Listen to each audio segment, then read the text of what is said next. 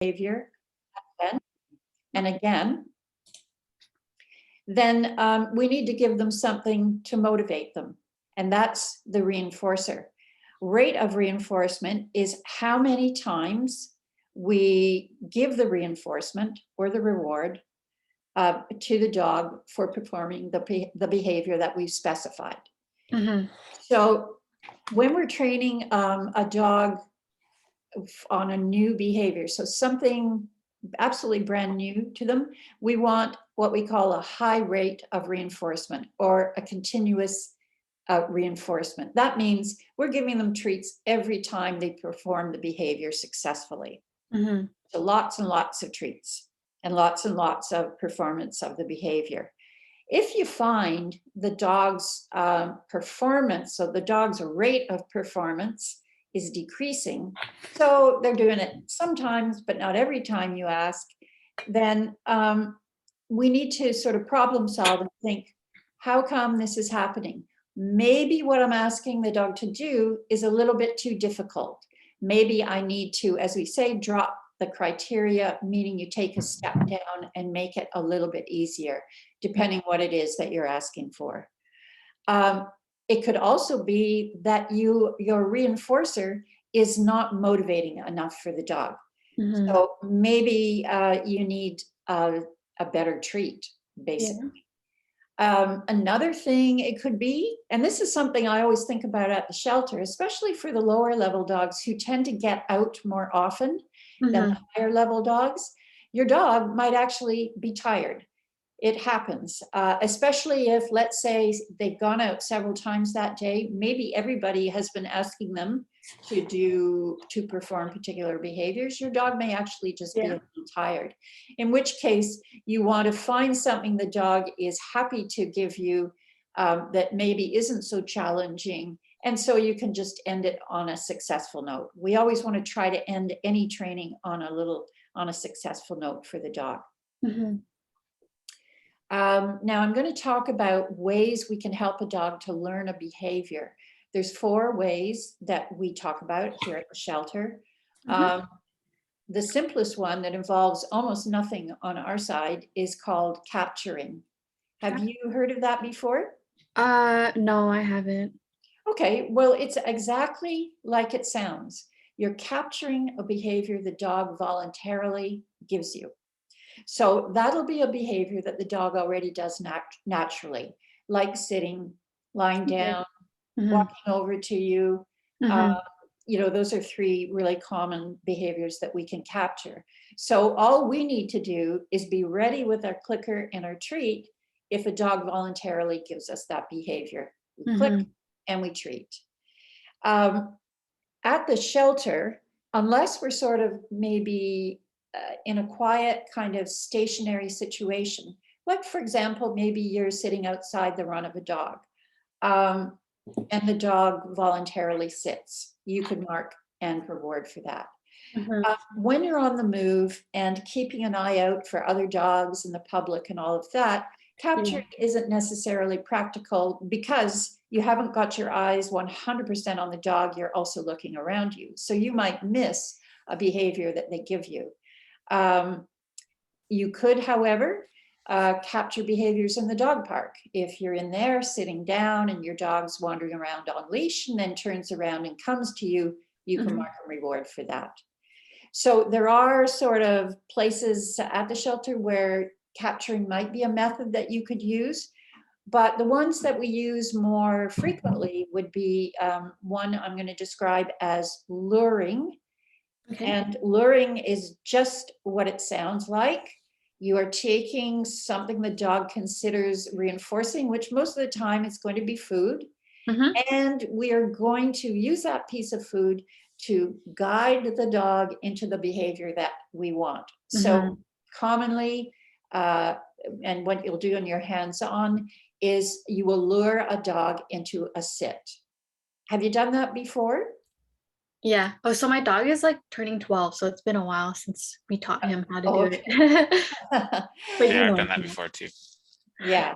So that's the idea. Like, so say we place the treat very close to the nose, then we Mhm. start moving it over the nose, between the forehead, and now the dog is looking up at the treat, and as the head goes up, Yeah. usually, not always, but usually their bum goes down, and as soon as their bum hits the ground, we mark and reward. So that is luring. And luring, we say, involves a passive learner.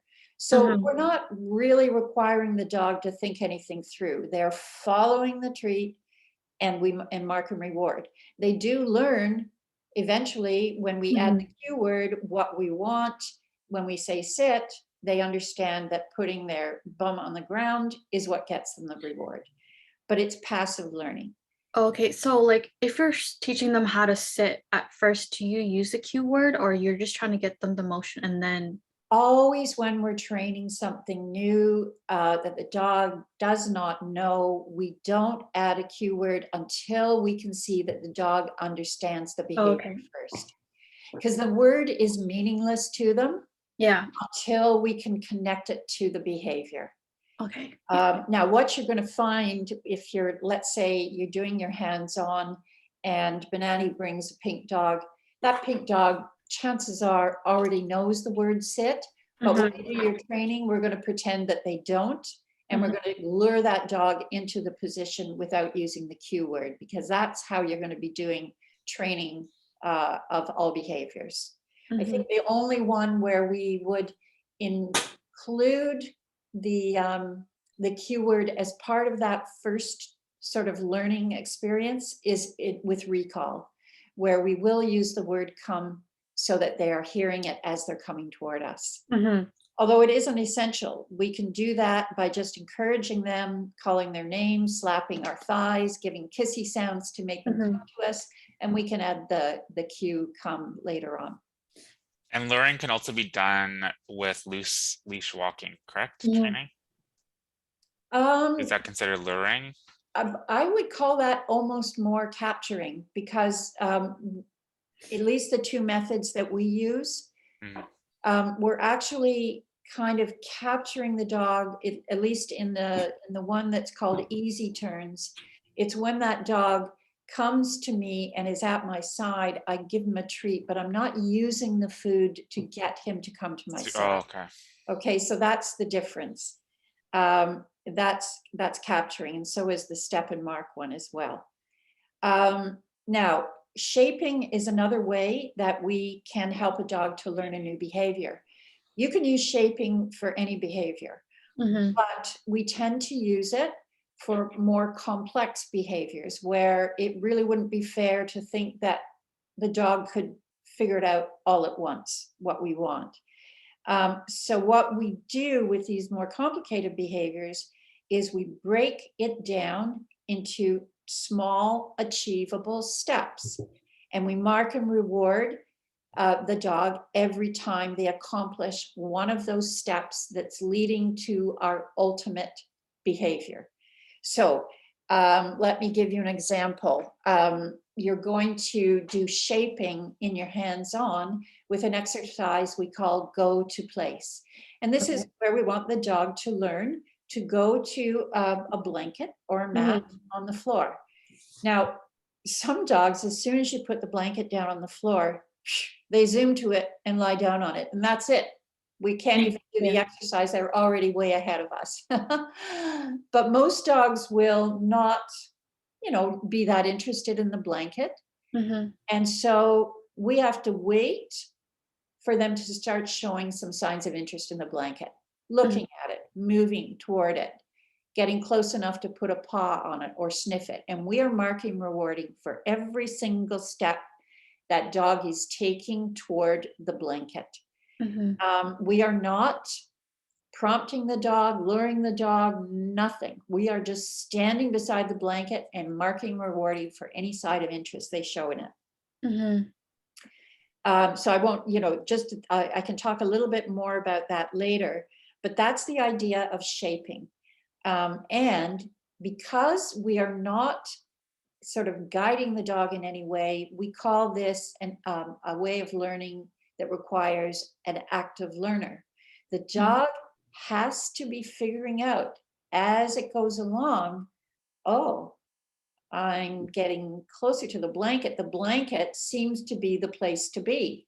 Mhm. They get on the blanket, and then they give us a sit on the blanket, and we give them lots of treats, because what we ultimately want them to do is lie down on the blanket.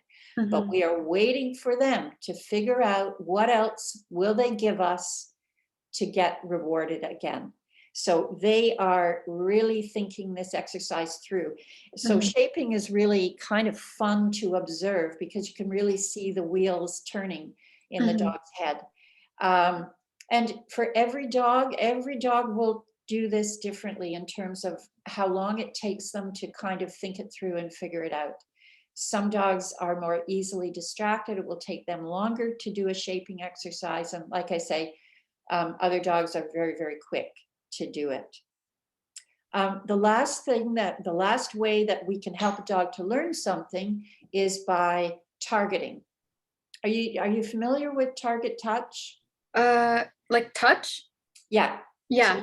when they touch, so first with target touch, what we're doing is we're teaching a dog to target, usually Mhm. the palm of our hand, Mhm. but it could be a target stick, which they sell at pet shops. It could be a pencil, it could be a spoon, it doesn't matter. We just Mhm. teach them to touch something, and with some part of their body, which usually is their nose. Yeah. Once they know what we want, then we add the cue word touch. Now the dog knows that when we say touch and we put our palm out, that we want them to touch it. Well, once they know that, then we can take it to a higher level, which is we can use that targeting behavior, Mhm. guide them into behaviors. So more complicated behaviors. So for example, maybe I want to teach my dog to move in a circle. I can go around that dog 360 degrees, having them target my palm all the way around in a circle. And we work on that and work on that and mark and reward for that until the dog understands the behavior. And then I can withdraw the target, and the dog Mhm. learns to turn without having to target me at several points around the circle. That requires an active learner as well. So any questions about that so far? Um, Nothing so far. Okay. So the thing about training new behaviors is we always train sort of the elementary level of a behavior. So Mhm. the easiest it can be is what we start with. How do we know when our dog is ready to for us to make the behavior a little more challenging? And we've got a rule that's called push, drop, stick. Mhm. So push means we're going to push to the next level of challenge. Mhm. Once our dog is performing the sort of the kind of base behavior, Mhm. uh, 4 out of 5 times or 5 out of 5 times, that tells us the dog really is getting the behavior. They understand it. So now we can push up and make it a little bit more challenging for them. Uh, we do drop, meaning we drop back a Mhm. step. If our dog is only performing the behavior well or correctly 2 out of 5 times. So that tells us, okay, maybe we went a little too far. We need to make this simpler for our dog because they're not grasping it 100%. Mhm. So we drop back in that case. And stick means our dog is performing the behavior 3 times out of 5. So they're doing it quite well, but they haven't quite gotten to 4 out of 5 or 5 out of 5. So we're going to stick at this behavior and practice it with them until they're doing it 4 or 5 times out of 5. And when you're working with a dog, you may not be sort of counting exactly how many times they're doing it. It's really just sort of a guideline for Mhm. you to get the idea that once the dogs, you can see they're doing this behavior very, very reliably, then Mhm. you can bump up to make it a little more challenging.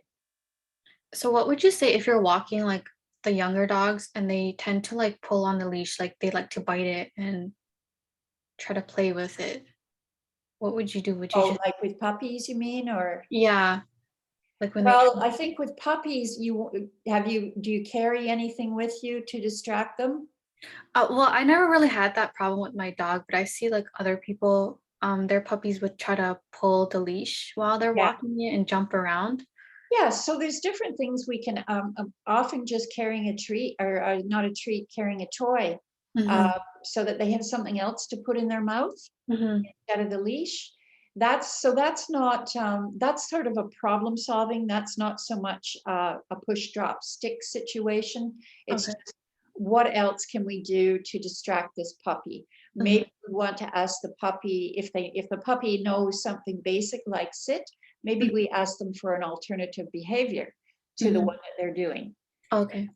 Okay, so those are a couple of ideas for puppies. And I mean, it is really, really common for puppies to do that, Yeah. partly because they're also, teething, Yeah. and the leash feels good to them. Yeah, um, so A if we question. finish and if you get the idea of push drop stick as that being a guideline for making something more challenging or making something easier, then we also need to think about something else when we're training a dog. And that is the 3 Ds, D as in Diana. We've got to think about, now this doesn't apply to all behaviors, but I'm going to give examples. When we're Mhm. training a behavior, we need to think about distance, Yep. duration, and distraction. So the 3 Ds. Mhm. Now, distance means with some behaviors, you're going to be building in distance. That Yeah. would be the case, for example, with a stay. So you're going to start teaching stay standing right in front of the dog. Mhm. But depending what you want from the dog, like an owner might really, really want his dog to learn to stay, hold that position when the person is quite far away from them, and Mhm. wants them to hold that position until they return to them. So that could be 20 feet, that could be 40 feet. Well, we can't expect the dog to learn that distance right off the bat. We have to work up to it in increments. Mhm. So that's the distance element. Teaching come involves distance too, because at first we're going to teach our dog to come to us from a very short distance, even just a few feet away. Then we're going to be increasing that distance so that, again, we can hope to reach, and it's dependent on each person. And this is sort of more relevant for owners than for shelter walkers, because we're not having our dog off leash and calling our dog to us. We will have our dog on a long leash in the dog park, and you can practice with it, this with them there. But in any case, this is an exercise that requires teaching distance to the dog as well. And in the case of stay, we're teaching distance and duration, because Mhm. we are eventually going to be asking that dog to hold that stay while I am 20 feet away from them. And maybe I want to stand there for 10 minutes before I go back to the dog. So that's one where you teach both distance and duration. Mhm. Now, there might be some behaviors that don't involve distance, like sit. You don't want your dog to learn to sit away from you at 5 feet. You want your dog to be sitting beside you, but you may want to teach your dog duration of a Mhm. sit, so that, at a traffic light, they will be able to sit for 2 or 3 minutes. You might want them to be able to sit politely and calmly for 10 minutes when you go to Pet Value, or you're standing and talking with a friend on the street. So different behaviors might involve one or both or none. It just depends what the behavior involves. Every behavior, however, will at some point involve distraction. And Mhm. distraction is just what it sounds. It's what's going on around you and the dog. So um, when we are teaching a dog a new behavior, we need to do this in the quietest place we can find. with the minimal and hopefully zero distraction. There is hardly any place at the shelter that that Yeah. needs that. So we have a tough job there. The training room is a very good place if you can use it, but it's a busy place too. It's often, signed up and in use. The education center used to be a pretty good place, but I gather it's full of stuff right now. And I don't know when that's going to change. The meet and greet room, not so good because it opens onto the street. Yeah. And that could work for some dogs that are highly focused and confident. It's no good for nervous dogs, Mhm. so on and so on. Sometimes the garage is okay, just depends on the time of day. And even the dog park is possible, again, depending on time of day and who else is out there. So it's a bit of a And if challenge there's no for us. pigeons, What's that? and if there's no pigeons in the And garage. there's no pigeons or Yeah. squirrels, yeah. So, but we strive to do this, start a new behavior in the quietest place possible. Once our dog has learned that behavior and is performing it reliably, then one of the challenges, when we were talking about push to the next level, well, this would be considered a challenge, would be taking that behavior, even if it's sit, and now moving that to a slightly busier environment. So let's say you've been working in the garage. Now maybe you go out behind the shelter and work on seeing how your dog can give you a sit when there's more activity going around. Mhm. Yeah, and then you might want to move up the driveway and stand on River Street sidewalk and see how your dog does there. You can expect, as you add distractions, levels of distraction, that your dog may fall back a little bit, may Mhm. drop back a little bit, or you might find you're only getting sort of 3 out of 5, and so you're going to have to sort of stick at that level till your dog is dealing well with the distraction around them and can perform the behavior 4 out of 5 times. Does that make sense? Yep. Okay, good. The 3 Ds. All right, now we talked a little bit about reinforcement earlier. So reinforcement is the thing that motivates the dog to want to give us the behavior again and again. Mhm. At the shelter, Sorry to interrupt, but I don't think I heard the third D. So I heard distract and oh, distance. so Well, distance, Duration. duration. Yeah. Okay, perfect. Thanks. Duration is sort of how long they will maintain the behavior, Right. Okay. right? Yeah. Perfect. So like in the case of a stay, how long you're going to require them to hold that stay. Great. And we have to work up in little increments to be fair to the dog. Okay, Yeah. thanks. Okay, so at the shelter, what type of reinforcement are we using all the time? Okay, positive. Yeah. And positive, I'm not sure if you know this, Diana, you probably do if you've done the modules. When we say positive, we're not talking about the definition of positive as a good thing or negative as a bad thing. Mhm. Positive in this sense means we are adding something. Mhm. Negative means we are taking something away. Mhm. So positive reinforcement means we're adding something that strengthens the chances of the behavior occurring again. And in this case, it's almost always Treats. food. Yeah. Most dogs consider food very motivating. Not all of them do.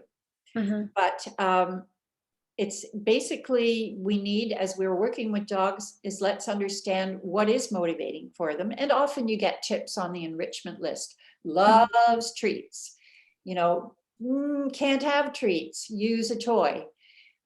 So you'll get a little bit of guidance there, Mhm. but you'll also just figure it out on your own when you're working with a dog. You know that at the shelter we provide at the desk where the enrichment list is 3 Mhm. levels of treat: high value, Mhm.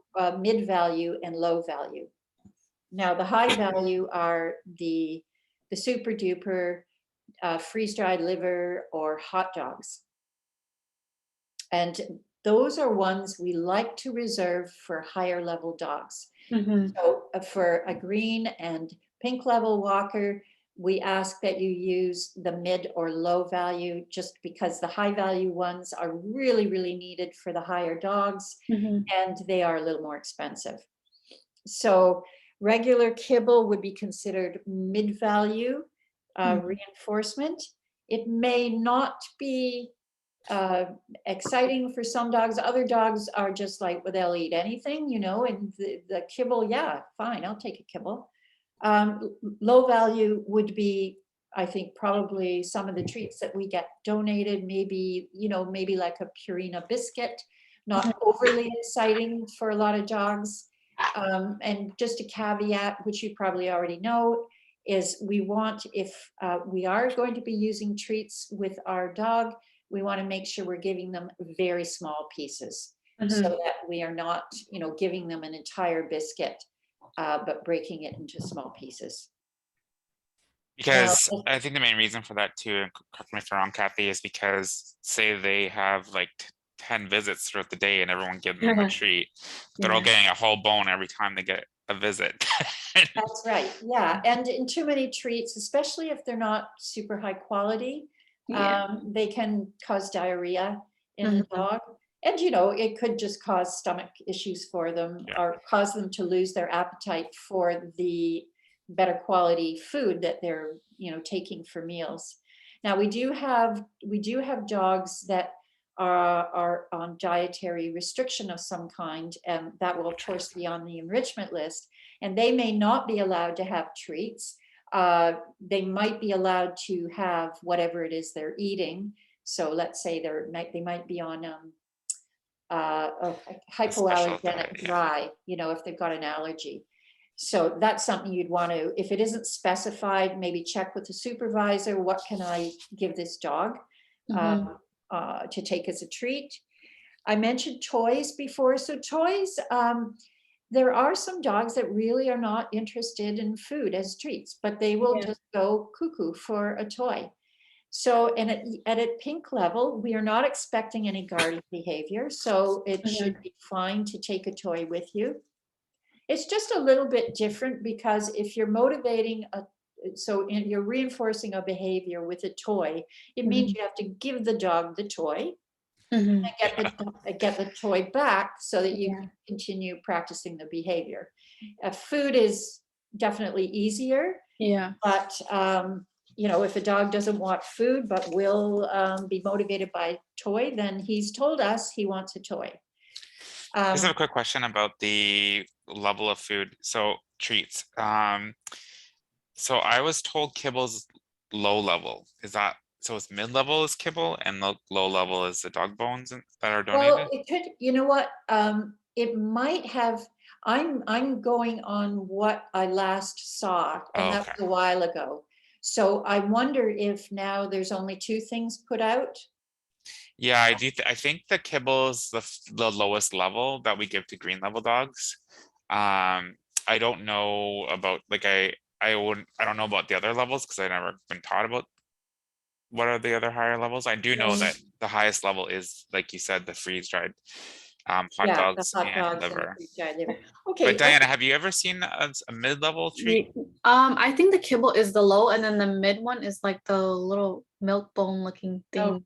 or Okay, something like that. perfect.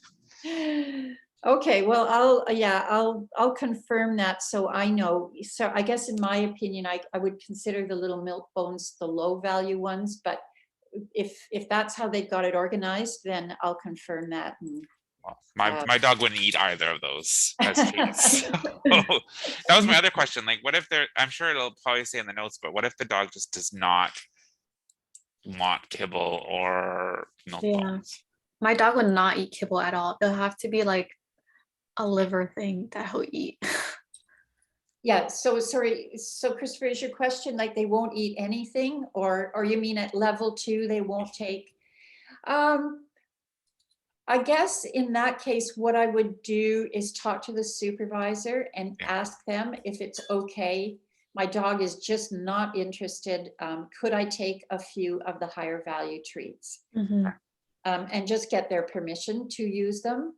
Or if they do give permission, I think it would depend on the day to day. If they're really, really low on hot dogs, they might say, sorry, we have to save them.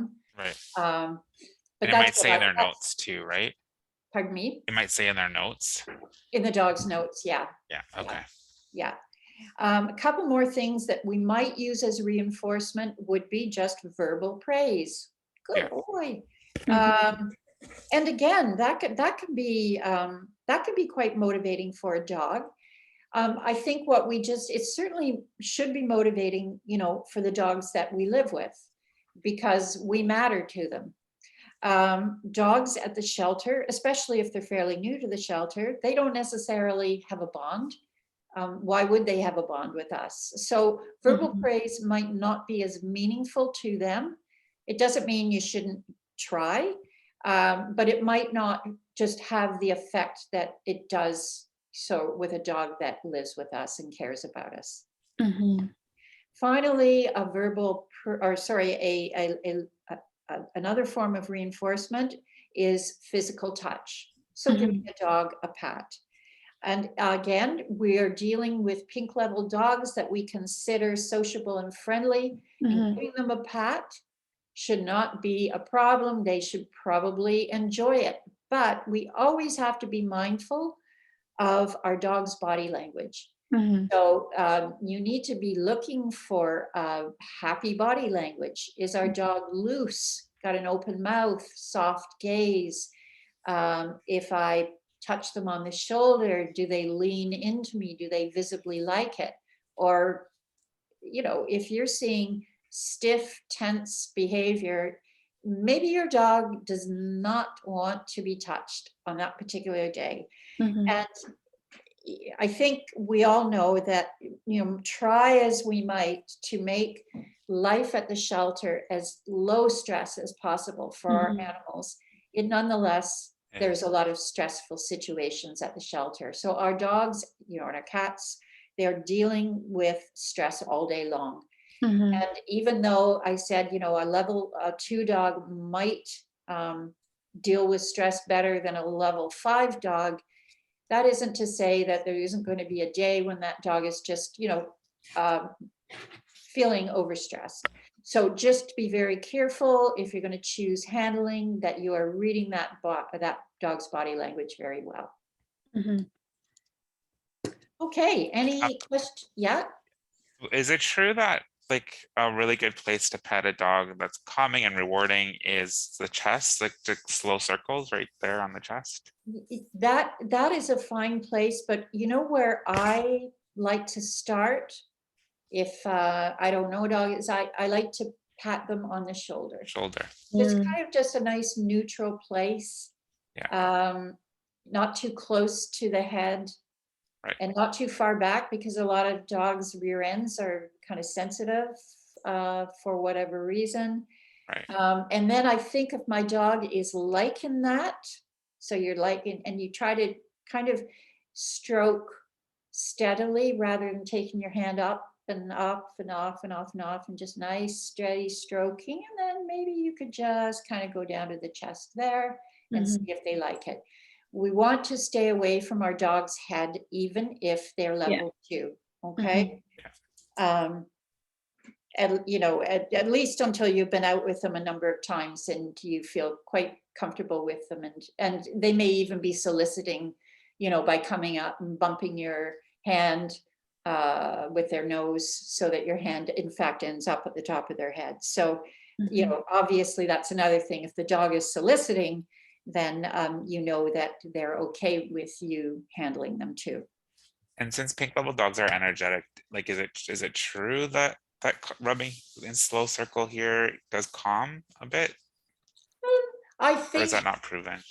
I think it really depends at the point at which where the dog is in their level of excitement. Right. Like if they're just sort of having a blast and getting very, very bouncy, I don't think it's going to work like magic to calm them down by touching them there. Right. Mhm. You probably want to just stand quietly with them on leash, ignoring them until there's a level of calming already happening.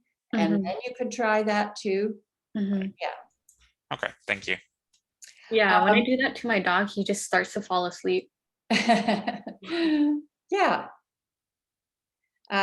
Okay, so you're going to do a couple of games with the clicker without a dog in the room with your hands-on trainer, who will be Mhm. Banani, I think. But they're going to practice. We have you do them because there's two elements to using a clicker that are really, really important. And one is timing. You Mhm. want keen observation skills and getting that clicked when the dog is really giving us the behavior. So let's say we have a really hairy, bushy, hairy dog Mhm. that is performing a sit.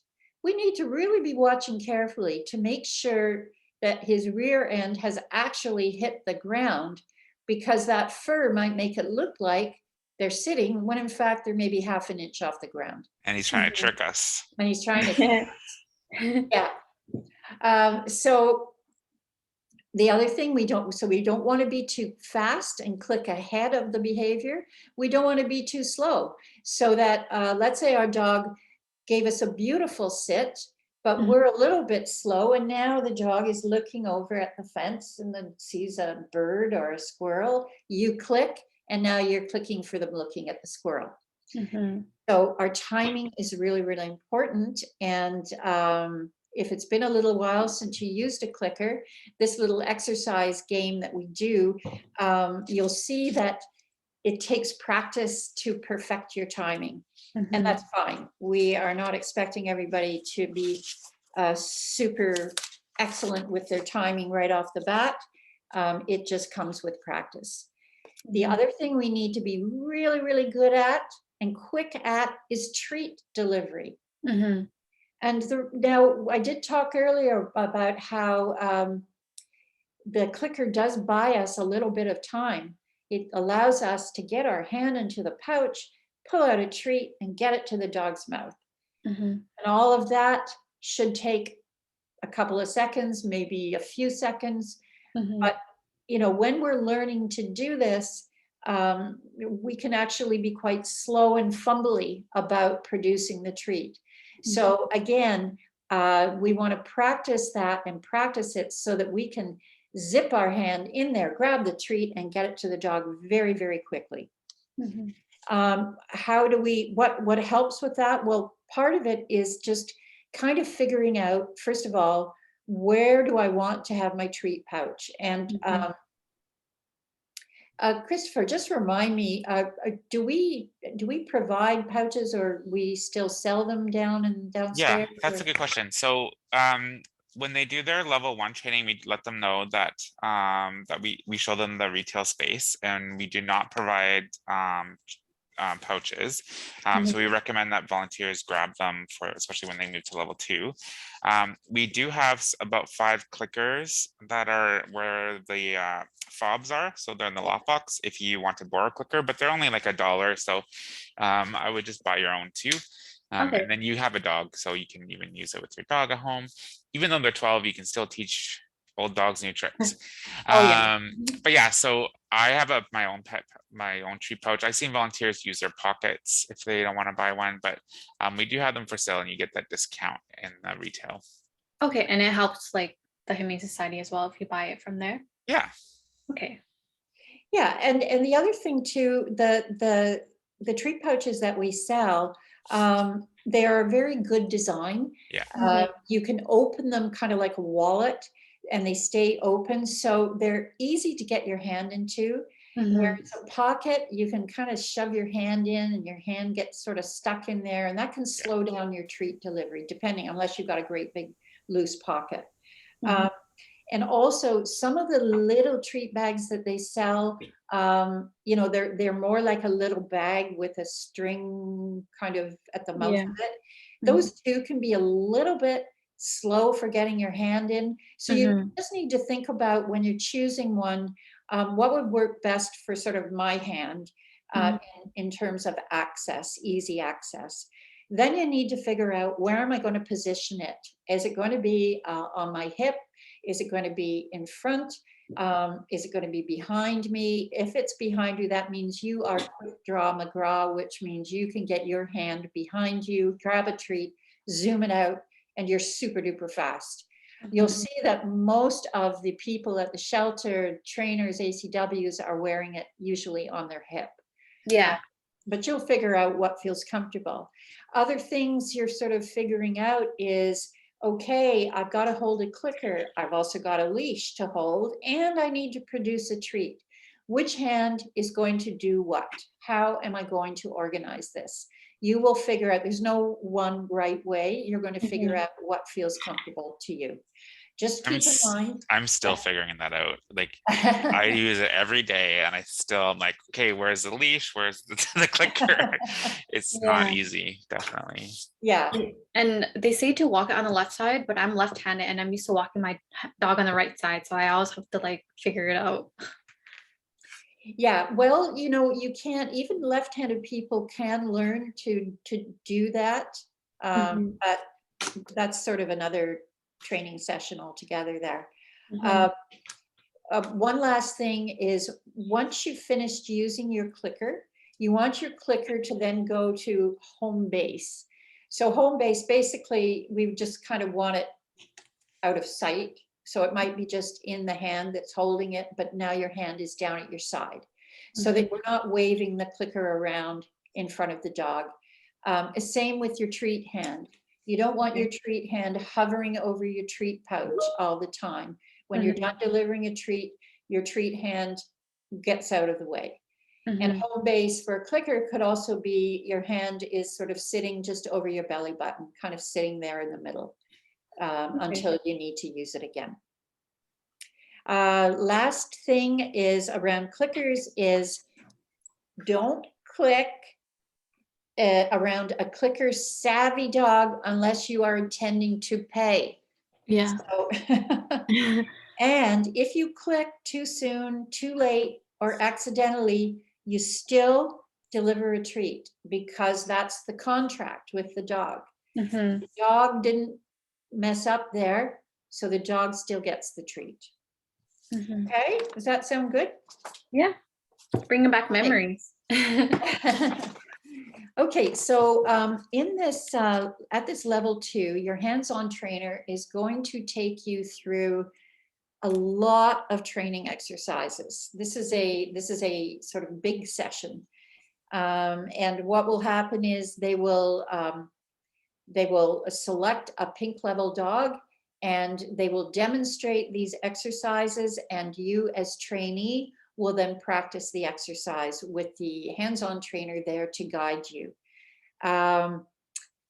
So some of the things, I'm just going to whip through them. You're going to learn 2 methods of loose leash walking. You're going to learn door routine. And door routine is simply requiring a dog to give you polite behavior or a sit at every door, including the door of their run. So there, as you exit the room, as you exit the building, and coming back in, just calm behavior. If they don't know sit, that's fine. Then we're not going to teach them sit at that moment. We're just taking calm behavior from them.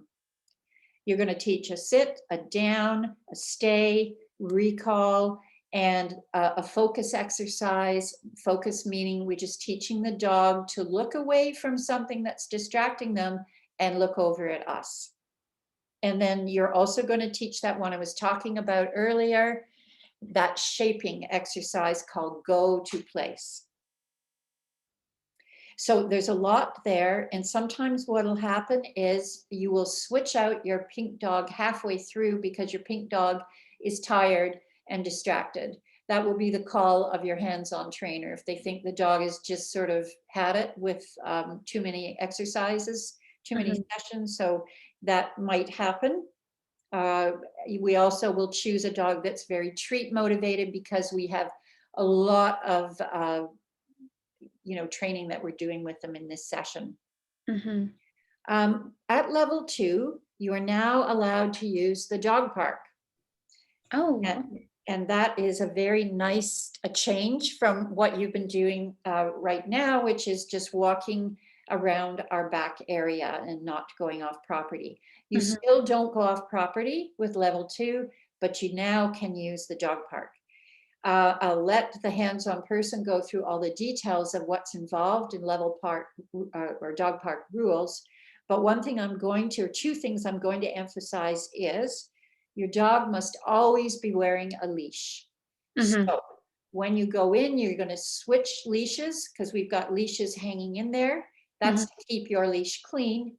And then you move into the main park and your dog is always wearing a leash. That is so you can safely retrieve them.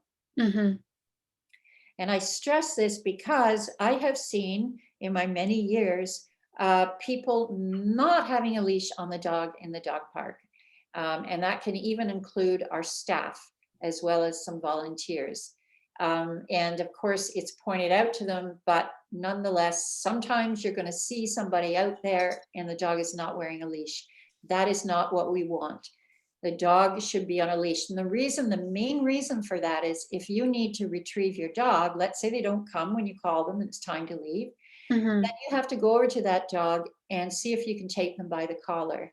And I don't want to move a dog by their collar. Not a good idea. Not for any level of dog. Certainly not the higher level ones. But this is why we want you to have a leash on them. It's so much easier to retrieve them if they're wearing a leash. And also, sort of kind of parallel to that is the other thing that I want you to be aware of is the same rule applies as when you're walking your dog regarding members of the public. We politely have to decline if a member of the public says, can I touch your dog? Can I pat Mhm. your dog?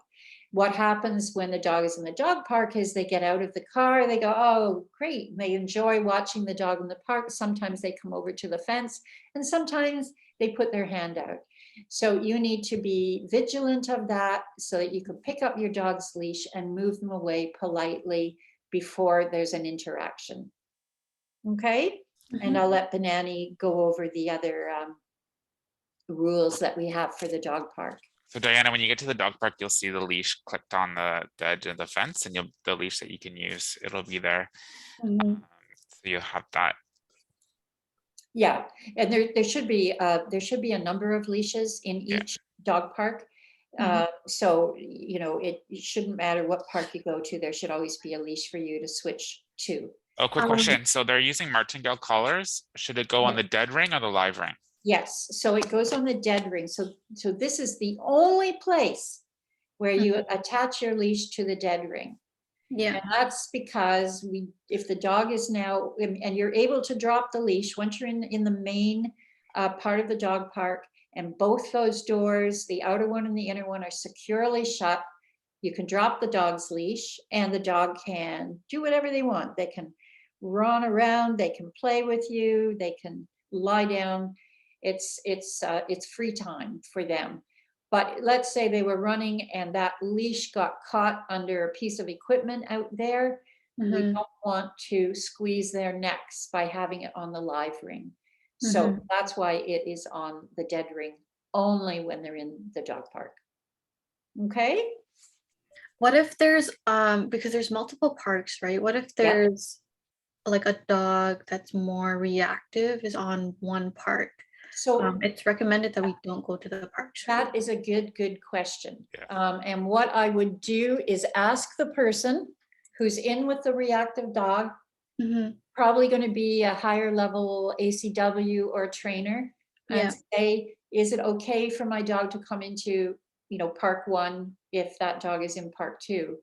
Mhm. And they're probably going to say, could you use part 4 instead? Mhm. Or they might not. I mean, they might be working with their dog and they might actually see your dog as a training opportunity. Exactly. Yeah. Okay, so just ask them and they will tell you. Always, if you have an option, I would go to a park that doesn't have another dog beside Mhm. it, because that way you can maybe have more of an interaction with your dog. One Yeah. thing we really don't want our dogs to do, even if it's in play, is run the fences with each other. And Yeah. that can happen if dogs are side by side and we're not engaging them with to play with us or be involved with us. Why do we not want that? Well, it can become a very irritating habit the dog learns and then takes home with them. Mhm. And adopters don't appreciate necessarily, if they have a backyard, a dog that's learned to run the fence. Yeah. It can also start out fun and it can escalate sometimes to more aggressive behavior. So we want to just avoid it. So if your dog starts to do that, or if the other person's dog starts to do that, you both want to get up, get that leash, and get the dog away from the fence and involved in doing something else. Also, you can also, I think it's always a good idea, at least once you can go off property, but even when you're only confined to the back, Mhm. is to split your walk into some dog park time and then a little bit of walking time. And that way, when you're walking under the bridge or walking up the driveway, you might be practicing some of your level 2 exercises with them. Mhm. So that the dog's kind of getting a full range of kind of training opportunities when you're out with them. Okay, Mhm. all righty. I'm going to finish off by just asking you to run over with me some of the common medical issues that we encounter with dogs at your level 2 and level 1, and what those issues mean for you as a handler of that dog. So, Um, yeah, would so one I'll of just it let you throw out whatever you can think of. would one of it be kennel cough? I don't know if that doesn't matter Yes, which level. definitely. You will encounter kennel cough dogs at any level. I Mhm. don't think we have a lot. We used to have a lot. And I hear that, I don't know, through our various methods of, from transfer to bringing the dogs in, I don't know, we're doing something right, Mhm. because I think we have lessened the number of kennel cough outbreaks that we have at the shelter. But Mhm. nonetheless, yes, kennel cough is a protocol all unto itself. We have a separate exit Yeah. and we come back in the same way. We need to be wearing what PPE do we need to be wearing? Um, you would have to wear the gown, gloves. Yeah, yeah. You don't Um, need booties. yeah. You definitely need your gown and glove. We wear our gowns tied around our waist. We still doing Mhm. that, Christopher? Yeah. Yeah. And that's to cover the part of your body that the dog is more likely to touch with their nose and their Mhm. mouth. And then you change your leash. So you're not going to use your nice clean leash that you bought to use. You're going to use one that's hanging on the dog's run. And that's to prevent the dog from, potentially infecting your leash. Uh, Yeah. Kennel cough is quite contagious to other dogs. That's Mhm. why we quarantine them in a room. And you want to not have them encounter other dogs when you're on your leash, which we don't anyways, but you want to really keep a good distance from them. I Mhm. think we've have one right now, and that's the only one since I've started. So Is that right? yeah, Wow. And just one dog? just one dog. Wow. Yeah, we used to devote room B to kennel cough because we had it so often. Yeah. Yeah. Okay, so what else, Diana? What other medical issues have you run into with dogs? I had a green dog that had heartworm. I don't know if he's still there. Jeremy? Well, maybe Christopher knows Jeremy. I don't know Jeremy. I don't know. But yeah, heartworm is very, very common because we transfer a lot of our dogs from parts of the country or parts of the US that are endemic for heartworm. Mhm. So we test them, and sure enough, they have it. And it's a drag for the dog because it means almost no exercise for them, Yeah. just bio breaks. So, and you know what that means? That means we cannot get the dog overexcited in any way. It's just, it's so boring for them. They just go out, they pee or Yeah. poo, they go back in. So with those dogs, it's really recommended to do some nice indoors enrichment with them. to, read to them, or if they're allowed to go to, for office enrichment or room enrichment somewhere, it's really nice to help them, have some more stimulation that way. Okay, what else? Well, almost every dog that comes to us gets spayed or neutered. Mm-hmm. So they're post-op. So we have post-op management. Post-op management for a dog that's been spayed, neutered, or just had some kind of surgery is going to be similar to heartworm, but not quite as restrictive. They still are going to be required to have short walks, but maybe not that 5 or 10-minute bio break. Maybe you can go out for 15. Sometimes the enrichment list, the clinic will specify a time, but mostly they'll just say short walks only. And no dog park. The reason they're saying no dog park is that they don't want you to drop the dog's leash and allow them to run. If the dog doesn't have anything infectious, you can walk a dog in the dog park. You just need to keep them on leash. I mean, a post-op dog. Just as long as they don't have, anything infectious, as I was saying. Yeah, I was just told just be careful that their stitches don't reopen. That's right. So we don't want bouncy behavior, no jumping, no running, anything like that. And they What don't need a lot else? of walks. Like if they've already been walked there 3 times, then we don't need to keep walking them. Yeah, yeah. Yeah, we have to sort of be cognizant of the fact that they can't be over-exercised in the course of a day too. Okay, what else? Well, parasites, right? Yeah, I got my feel to see those puppies that came in from the reservation. I had to clean, and then there was a bunch of parasites. Yeah, I bet that was lovely, eh? I mean, I'm actually scared of worms, Yeah. but that's okay. After that, I'm Good fine. for you. Wow, that's amazing. Good for you for facing your fear. I thought they come out alive, but they're already dead. It's pretty icky. Yes, puppies, definitely worms, but our adult dogs often have worms like hookworm, whipworm, roundworm, sometimes tapeworm. And of course, they are treated for it as soon as we've identified that we have it, but they will be restricted depending on the quality of their stool. So if they have diarrhea as a result of the parasite, which they might, then the instructions will be not to take them to the dog park. Yeah. And of course, you will do your best to pick up their diarrhea. Sometimes it's just impossible because it is, water. Yeah. If the dog is recovered, or if the stool is, pick upable, but they still have a parasite, I think the instructions would be that you can take them to the dog park if you can pick it up. But again, you're just going to follow whatever the clinic has put in the enrichment notes regarding that. There might be times when they recommend wearing gloves, but I think for the most part with parasites, they're just saying, carefully pick it up. And as you know, always use our hand sanitizer between dogs, and wash your hands thoroughly before you leave the shelter with soap and water. I always recommend that. But also, what was I thinking with puppies?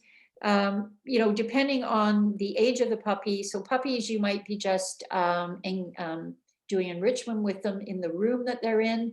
If the puppy's old enough, the puppy might go to the patio, and then the puppy also might reach the stage of being allowed to walk outside.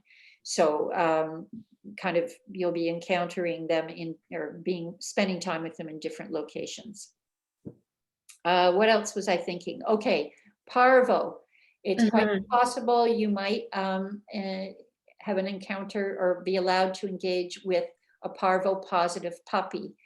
I think I did the 6 puppies that they have right now. I'm not sure. Is that right? Yeah.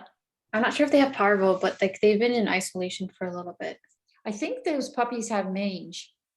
Actually, yeah, it might be mange. There's some puppies that have mange at the shelter, so it might be them.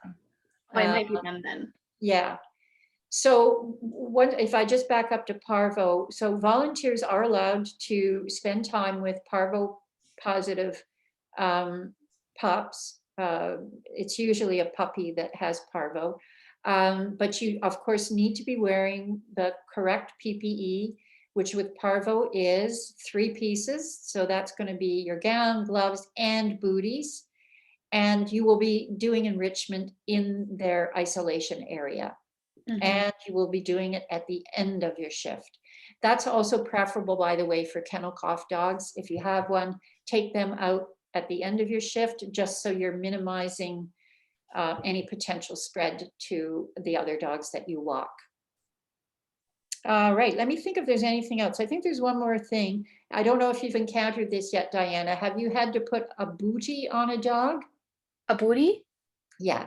No, I've seen one of the dogs have it, but I haven't. Yeah, so basically, if a dog is wearing a cast or has some injury to their foot and the clinic wants the foot to be protected with a bootie, if you see that, basically, I'm just going to say, go ask a more experienced person to show you how to put it on. So, a staffer, if there's a higher level volunteer there, just ask to be shown how to do it. For some dogs, it's easy. They just stand there, you pick up your foot, you put the boot on. And other dogs, they're prancing around. And so maybe the person showing you how to do it will say you need to distract them with a treat while you're doing it. Or maybe you need 2 people to help get a bootie on this dog, one to give them treat, the other to put it on. So it'll probably be a little different with every dog, depending how they feel about having a bootie on them. So that's another sort of medical situation you might run into. And I think that's it. So let me just tell you now, once you do your hands-on, then you will have to do a minimum of 40 hours hands-on before you do your level 2 skills assessment. Okay. And I was going to actually ask you this, Chris. Are you still handing out the refresher, the level 2 refresher to people? Yes. Yeah. So Diana, once you finish your hands-on, you're going to do all those exercises, and at the end you think, how am I going to remember all this? We have a refresher that just sort of in a short form runs over everything that you learn at level 2, so that you can kind of refer to it over those 40 hours that you're doing your hands-on in the shelter, and just help remind you of how to do things and what's involved. And that'll be helpful when you actually come to do your skills assessment. Just a reminder, so still at level 2, you're staying on our property. You can use the dog park. You can go on a group walk. I heard that they are doing group walks now and then again. So, if you happen to be there, now you're early morning, it's maybe 7 a.m. There's probably only not going to happen for the first shift. So, it's usually just me and one other person that's volunteering. okay.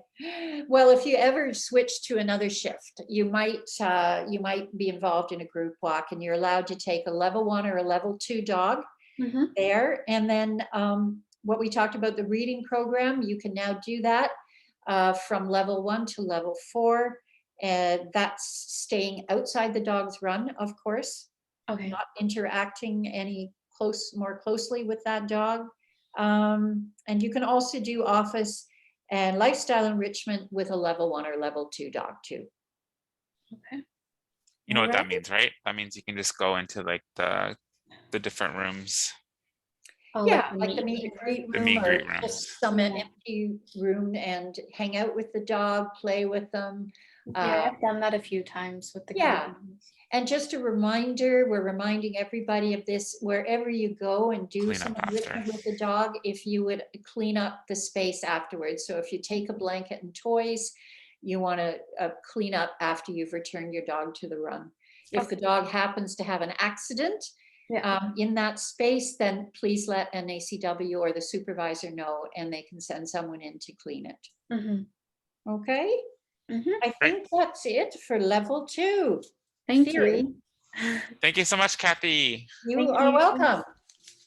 See you later. Have a good day. And Diana, yes. I still can't, I just realized our trainer Benani is off on the 16th on Saturday, so I'll just email you and see if you can just let me know if there's another date, like another Saturday that will work for you in the future, then we can do it. It'd probably have to be like closer to the end of April, like Yeah. because I'm away again from the 22nd to the 24th for I wouldn't be in the country. Yeah, no, that's no worries. So why don't you just send me any Saturday that works for you? Just email it to me and then I'll schedule it. Does it have to be a Saturday or she's available other days? She's available like during the day, but has to be from between Wednesday and Friday.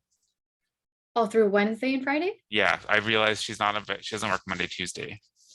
Oh, what about the oh, actually no, I have an exam. Yeah. So think Okay. about it and just email me whenever. Just email me either a day of the week between Wednesday and Friday that works, or a Saturday that works. Okay. And then I will schedule it whenever you're free. Even if it's a few weeks away, that's okay. Whatever works best for you. Okay, also, I have to talk to Rebecca, but I'm going away. So I mentioned that I'm in the reserve. So I have my medical residency training from June 20th to like the end of August. So I won't be in Toronto at all. That's okay. We can just so Rebecca's not going to be around. She'll probably be around in May. She's going on a leave, but that my partner is actually a family doctor, so that's cool that you're doing a residency. But yeah, you're totally okay to like take time off. Just email me when you're about to leave, and then I can just take you off the schedule for those couple months. Okay, and are you guys still looking for volunteers or? We probably will be not right at this moment, but I'm imagining in late spring we can. Okay, yeah, because I know a lot of people that want to do it, but No, and so what if you can send me an email with some names of people who tell them to fill an application, then send me an email with their names, and then that will give them when we do end up recruiting, that will give them a nudge in because we get hundreds of applications yeah, actually one of my managers, she wanted to do it. Yeah, so just email me the names and then I'll flag those. Okay, thank you so much. You're welcome. Take care, Diana. Okay, thank you. Bye. Bye.